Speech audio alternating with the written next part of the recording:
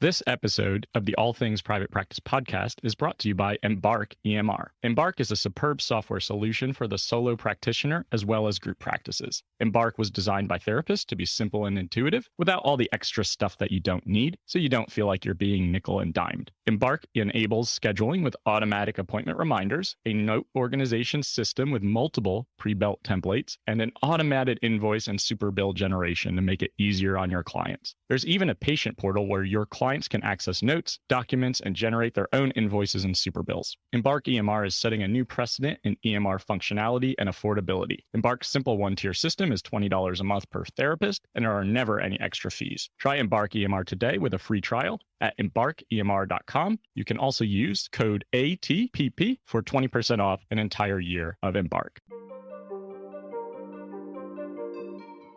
Hey everyone, this is Patrick with the All Things Private Practice podcast. I am coming here today to talk a little bit about doing all the things. I've had a lot of you reach out to me recently and ask me to talk about how do you do so much? It looks like you've accomplished so much so quickly. Can you please teach me the secrets of your success? And trust me, I wish I had that secret sauce or recipe. But I do want to talk about this a little bit because I think so often in the age of social media, we have this misconception that like everything is easy on the outside looking in and really glamorous, right? Because people probably see me traveling a lot and being able to do things that maybe create some certain emotions that come up when it's like, how do you afford to do all of these things? And I want to talk about that a little bit because I know when I started my business, which was a private practice business back in 2017, there was no way I foresaw this journey by any means. I just wanted to get out of my community mental health job. I did not care where that took me. I just needed to get out because I was so burnt out, so exhausted, just so frustrated all the time. And I knew I couldn't do that anymore. And I knew that I almost left the profession of being a mental health clinician because I just didn't like the way my career was going. And I couldn't handle a lot of the red tape and bureaucratic shit that happened in middle management in a lot of those organizations, which is where I always found myself. When I left, I did a lot of the things I tell my coaching clients not to do. I took any fee from any person. I never was able to talk about money. I always felt very uncomfortable. Couldn't enforce my policies. I had imposter syndrome all the time, constant fears of failure and like, I'm not going to be a good business owner. That crossed my mind almost every single day. The phone would stop ringing. I would almost freak out, have a meltdown of like, clearly I made the wrong choice. I just really struggled with a lot of that stuff. And the more you grow into who you are as a small business owner, private practice clinician, entrepreneur, the more you start to learn that you are really resilient in a lot of ways. And maybe that's because our stories shape our experiences. And for me,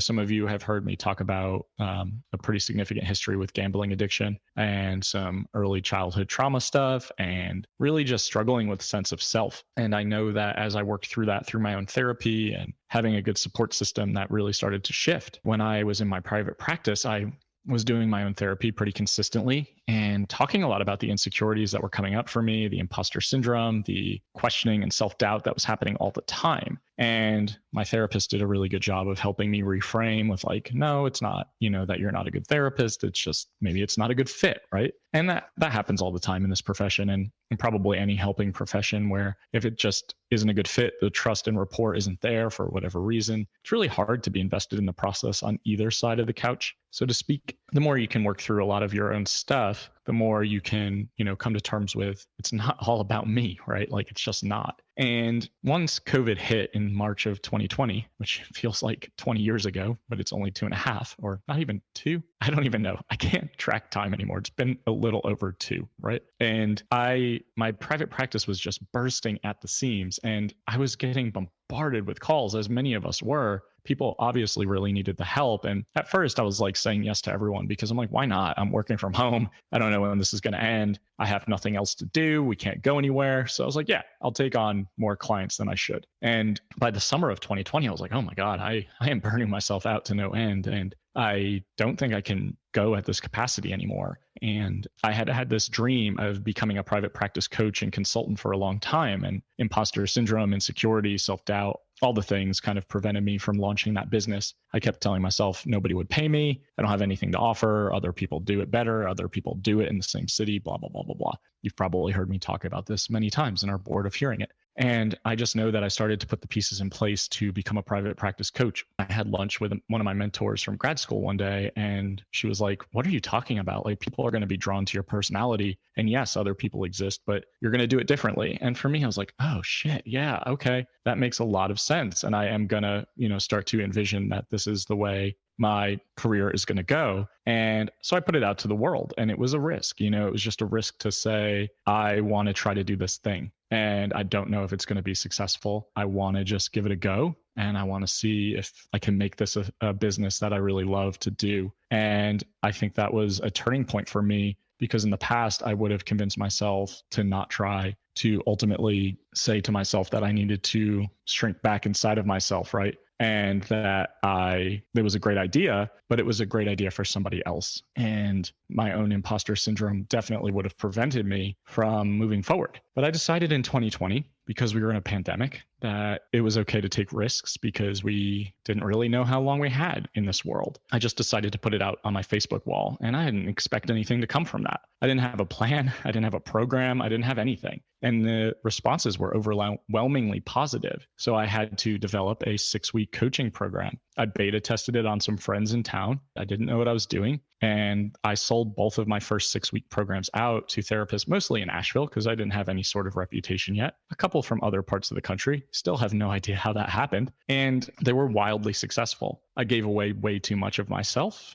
way too much individual coaching, and priced it way too low. But it was a good experience for me to say, okay, this is something that can be done. It was one step at a time, one very small step at a time. That led to me creating the All Things Private Practice Facebook group that year. And it was nothing that I never thought it was going to turn into, 5,000 plus members at this point in time, and growing every day, and a place where I've connected with a lot of close friends now, who some of them help me moderate it. Some of them are just very involved in my life, and we've never even met in person. So this all came from taking a risk. And that same year, I'd been following a coach in the industry whose name is Ernesto Segismundo, and he's in California. He has multiple businesses, a video production and filming business for therapists, which I've utilized a couple of times. He's a magician in that regard, a coaching business, a group practice, and he hosts retreats both in Hawaii and then throughout the United States. And I saw him post something like, "Hey, I'm in Fishkill, New York," which is where I'm from. And I was like, what the hell are you possibly doing in Fishkill? Didn't think much of it. We talked for like a minute. I'm sure he was always getting bombarded by messages. So I didn't want to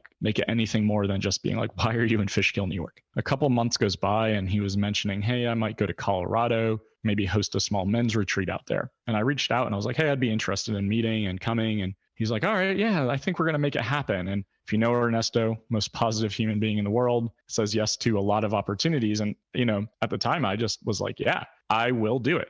I will meet you in Colorado. Where do you want to go? When do you want to go? I'll book the plane tickets. I'll book the Airbnb. I don't think he expected me to do all of that. And once I did, he was like, "Oh shit. Okay. I guess we're going to Estes Park, Colorado, and we're going to film your promotional video for your private practice business." And I was like, oh God, that made me so uncomfortable to think like this could be out in the world in a bigger way. And I almost convinced myself not to go. I talked about it in therapy. Like, I don't know this person. How am I going to spend 4 or 5 days with them? What if it just doesn't go well? All the things, right? Like, this person's way out of my league in terms of business building and creation. And I was really trying to convince myself to say no. But for whatever reason, I saw it through. And I think it was just, again, that mentality of I'm going to say yes to more things this year and take more risks. And we hit it off pretty well. We went hiking every day. We ate some good food. We, shared some laughs. We watched New Girl on repeat because he had never seen it. And we filmed my promotional video. And I left thinking like, okay, that is something I wouldn't have ever done before. And I think that is going to lead to some growth in some way. I didn't know how. And I started doing individual coaching with him and, doing some other stuff, and started running free webinars on imposter syndrome and just connecting with more and more people in the industry. And how I did that was just simply reaching out like, "Hey, I've heard great things about you and I'd love to just meet you sometime over Zoom." Again, COVID created this new world of internet and online connection. And I met so many cool people that year, like people I never would have connected with, people I never would have met or had any sort of ongoing relationship with, some of whom have become some of my closest friends. Again, never have met any of them in person. And that continued to lead to this building of momentum of like, oh my God, I'm surrounding myself with more and more people in this industry who are doing so many cool things outside of the therapy room that I never even knew were possible, or things that I could even imagine doing. I still felt very out of my league, still had a lot of imposter syndrome and insecurity and vulnerability around like, I don't really belong here. And I still don't think I do all the time either. Even whatever people have said to me, it doesn't always fully land.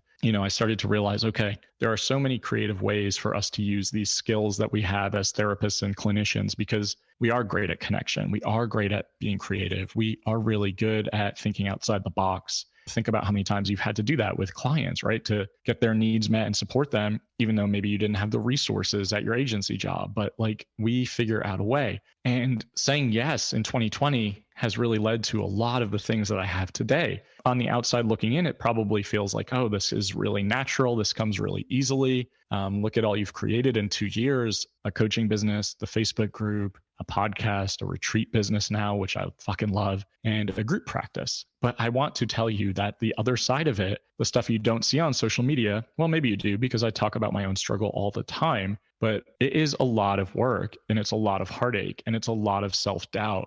I doubt myself every step of the way. You can ask my close friends and my wife, like, how often I'm like, I can't do this. There's no way this is a thing that can be possible. My virtual assistant, Kelsey, same thing. I message her all the time, like, nobody's going to buy this coaching program. Like, who's going to sign up for a retreat in Ireland? Who's going to, all of those self-doubt questions, that insecurity, that harsh inner criticism, that perfectionism, that imposter syndrome, all of that comes into play. And that is really painful to experience. But I think it's also a catalyst for me. I create in the pain. I am one of those people who is more creative when suffering. And I just know that that is my process. And I've started to kind of appreciate it more and more comparatively to in the past, where I probably would have shamed myself, or why do I feel this way? You have all these things to be grateful, like positive psychology reframe, which I am just not good at and don't believe in entirely either. I just really struggle with that. So, I started to realize that I have all these superpowers. I have all this creativity. I have all these ways of thinking outside the box, but I am definitely not my best cheerleader. And I need to surround myself with people who are able to support me, build me up, but also hold me accountable. Like, I don't want people in my corner who are just like rah, rah, rah all the time, because that's not how I am. And it just doesn't work for me. Feels a bit disingenuous at times. So I surrounded myself with people who I really enjoyed spending time with virtually, and some of whom I've connected with in person since that time. But the first thing I did after my coaching business may seem counterintuitive to some of you, but I started a group practice. So I started my coaching business August of 2020. I started my group practice January of 2021. The coaching business took off so fast that I realized I could no longer work as a full-time therapist. So I started toying around with the idea of group practice. And when Ernesto and I were doing coaching together, we talked a lot about this. And I had a hard time transitioning clients out because I had about 35 to 40 on my caseload. I was only seeing about 20 a week. I don't want anyone to think that I don't practice what I preach. But it was hard because you have to have a lot of difficult conversations with clients who you really care about. But I knew that if I couldn't free up time and energy, that I was never going to really be able to go full force into the coaching world and develop a reputation and just do the work that I was feeling really energized by at the time. And a group practice for me, felt like an ideal situation because I could refer in for the clients who wanted to stay in. I still gave alternative referrals, and I could make a little bit of money in that regard, offset some of the money I was making as a full-time therapist to allow me to have space and energy to focus elsewhere. And thankfully, one of my friends here in town was really pushing me to start the group, and he wanted to be like the guinea pig, so to speak. And I was like, all right, if you want to do this, I have no idea what the fuck I'm doing, but I will do it. And you can kind of see how it goes and let me know what you think. And he filled up in a month, and I was like, oh, I could probably do this again and again and again, because that's just kind of my personality. But ultimately, now I have 12 clinicians and a psychiatric provider and an admin staff who's one of my best friends. And it just feels good to employ good people and provide all these services throughout North Carolina, but also just be able to pay them well, because I know what it's like to feel the opposite, right? Taken advantage of, underappreciated, underpaid. I didn't start a group practice to get rich. I just started it to offset a little bit of financial stress so I could focus my energy elsewhere. So group practice is in play, coaching business is in play. And I start thinking about a podcast that year, but I continued to convince myself that it could never be successful. Who the hell would want to listen to me talk? I certainly don't want to listen to myself talk. But so many people told me, like, you have such a good podcast voice. You have a lot to speak about. You're very real. You're very authentic. I think a lot of people would get a lot out of this. And I started to think like, maybe I'll just try it, right? Like, and see where it goes. So I kept pushing my VA like, hey, let's do it. Let's just do it. And then I would come up with another idea in my neurodivergent brain where I'm like, this idea is more exciting. I'm going to pursue this. And it kept getting pushed back. but here we are 3 months in and we have over 15,000 downloads. That feels really good. I've interviewed a lot of incredible human beings and entrepreneurs, and I really, really enjoy it. But it all came from that one step back in 2020, saying yes to more opportunities. 2021 was much more about let's scale, let's get bigger, let's be more intentional with our time. 2022 has become more so investing money into the businesses. So like all in on SEO and Google ads for the group practice and web designing, all in the coaching business on copywriting courses and Facebook ad courses for my VA, and really starting to pay people more and being able to invest in conferences and all the things that I couldn't do, years ago.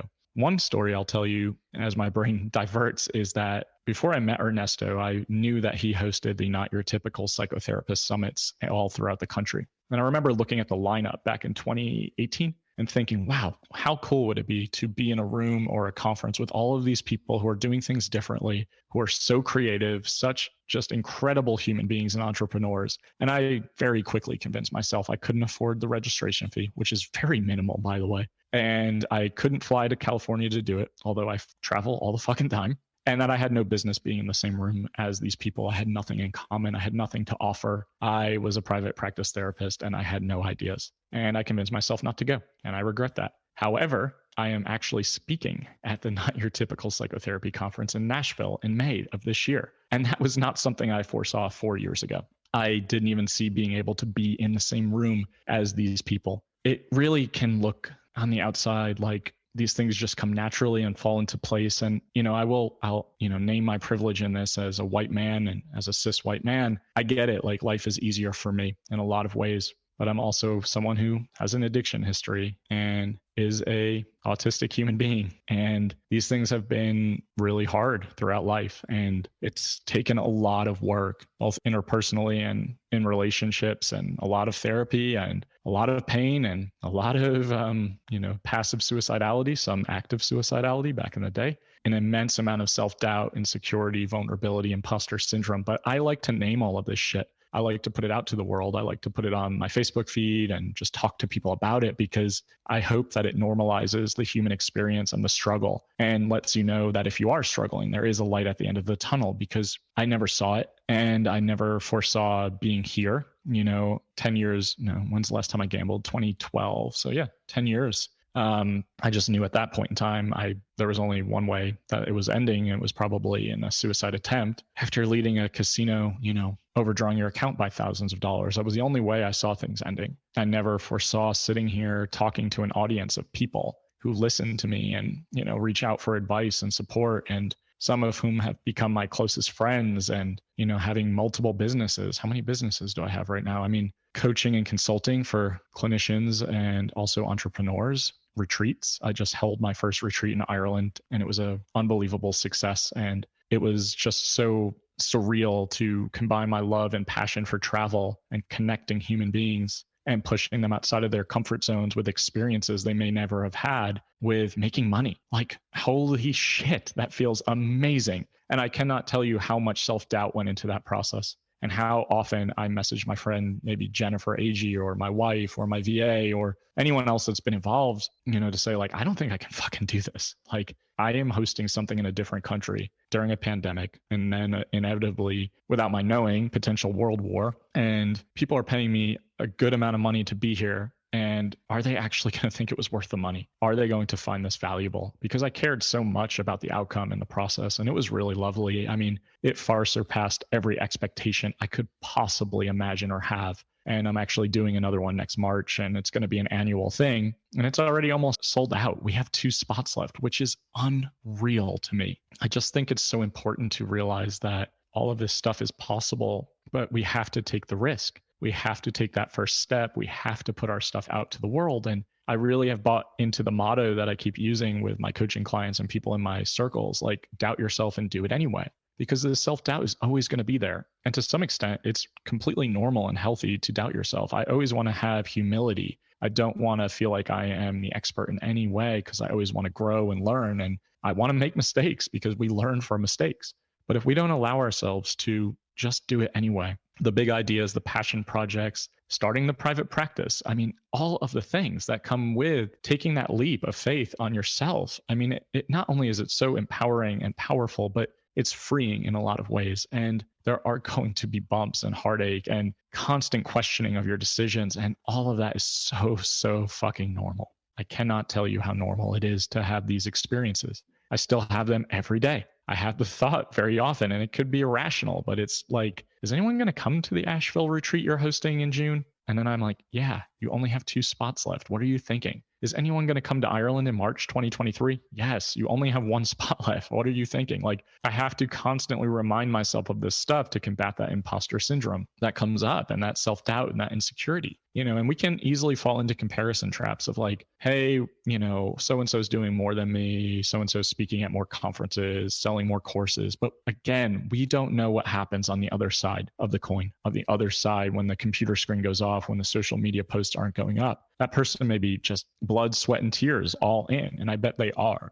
because that's how I am with my businesses. Like, I care very much about the outcomes. I do this way less for public perception, and I definitely don't do it for vanity or the perception of success. But I do it because I care about what I'm offering and I think it's valuable. So I might make a little bit less money in my group practice because I pay my clinicians really well. And that doesn't matter to me. And I might make less in my coaching business because I pay my support staff really well. But I don't believe we build these empires or these successful businesses without our teammates, without our supports. So I always want to bring the people with me who have helped build me up, because I want to repay that favor, because that has been invaluable for me as someone who struggles with connection in general. I mean, I don't know the reasoning behind it. Call it being an autistic human being, call it whatever you want, but that is how I can show my love and appreciation back to the people who have done the same for me. And I think it's been really important and inspiring to watch so many different clinicians become so successful outside of the therapy rooms. And that means a lot to me to watch this unfold, because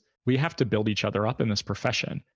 As mental health clinicians, we do unbelievably important work that gets overlooked and underappreciated and certainly underpaid in a lot of ways. However, our skills are so transferable and applicable in so many different arenas. We need to be able to really acknowledge that and not lose sight over that, and be able to put them in play if we no longer want to do 60-minute one-on-one therapy sessions. And it's really important to also know that saying yes and taking risks and kind of betting on yourself and at least believing that you can try, that I can fail and I can pivot and I can bounce back, because the way my brain works, I work outside of the box very often. I figure out solutions, I get creative, and I tap into it as a superpower. And as an autistic adult, I felt so shameful when I went through testing last year or 6 months ago and got my diagnosis as ASD, which I fucking hate that term. It's pathologizing, but nevertheless, I understand why the testing exists. And I felt very ashamed and I felt very embarrassed. And then I started to realize, like, I'm so happy that this is the case. Maybe it's lonely in a lot of ways. Maybe it's painful in a lot of ways. Maybe it makes me feel so much more disconnection. But the people that I do have in my circle, I love them. And I can't always feel it. I can't always access it, but I at least know that they care about me. And I think that's the big shift. And I've also learned to embrace neurodivergence as a superpower, the creativity, sometimes the hyperfocus, the ability to think outside the box, the ability to be really intuitive emotionally and pick up on how people are, feeling as a very empathetic person, that double empathy situation, right? Like, I can be empathetic and really truly get how someone's experiencing life just by their energy. But cognitively, I obviously have a very hard time of understanding what they're thinking. And I have a hard time picking up on social cues. I'm not great at that. And that comes with the territory. However, all that to be said, to kind of, again, highlight the fact that you can be struggling with some sort of neurodivergence. Maybe you're struggling with a diagnosis. Maybe you're struggling with a mood disorder, complex PTSD, which is also a part of neurodivergence. I mean, anything in the world. You could be struggling with addiction. You can be struggling with so many things, and you can still be capable of so many fucking things. You can still inspire so many people. And when you're helping people in whichever way you decide to go in your journey, that has a trickle down effect. That has a ripple effect. It impacts more than just someone in the room. If you're a therapist and you're doing one-on-one therapy, you helping someone heal, that then heals their relationships in most ways. That can then heal the family unit. That can then heal the community. I mean, all of this is so impactful and so powerful. And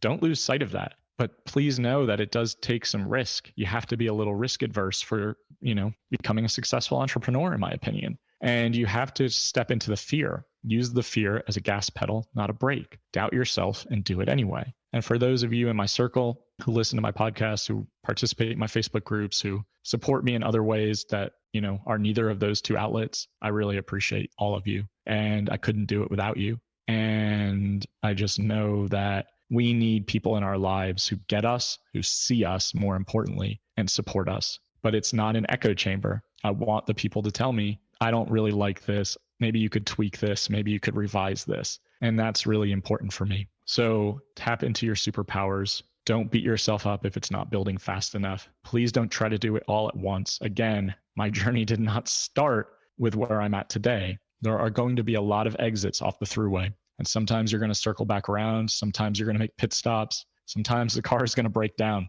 But at the end of the day, having that friend with the tow truck or helping you change the tire or the AAA cart, use your resources. And that if you follow me, I'm a big Hobbit, Lord of the Rings fan, fantasy kind of person who escapes into it sometimes. It's been very useful for a lot of reasons. I like to think about it as like Gandalf prompting Bilbo to go on the adventure in The Hobbit. Bilbo's scared. He convinces himself he can't go. The quest is too dangerous. And then he thinks about it and he's like, you know what? I'm going to take the risk. I am going to go have these experiences because we don't grow in our hobbit holes. We don't grow in safety and stagnation. We grow when we push ourselves out of our comfort zones. And that does not come with being easy or without heartache or failure or mistakes. So I just hope that all of you that are listening still can really take that in. And, for all of you that have done coaching with me, I really appreciate you putting your trust in who I am and working together to create your businesses and your dreams. And for all of you who are coming to retreats or listening to the podcast, I mean the same things as well. And it means the world to be able to have people trust in what I can offer and bring to the table as someone who didn't believe I had anything to offer for so long. So do the work, get into therapy if you haven't been in. Make sure that you are working on yourself and surrounding yourself with people who build you up and don't tear you down, and take some risks. You don't have to leap off the cliff. All you have to do is maybe step down slowly, maybe use a ladder, maybe do whatever makes you feel comfortable, but at least try. This life is too short and we don't know how much time we have left. And I just don't want that to come to an end without saying I at least tried as hard as I could. Thanks for listening, and episodes of the All Things Private Practice podcast on all major platforms. Make sure to listen, download, subscribe, and share, and we will see you next week.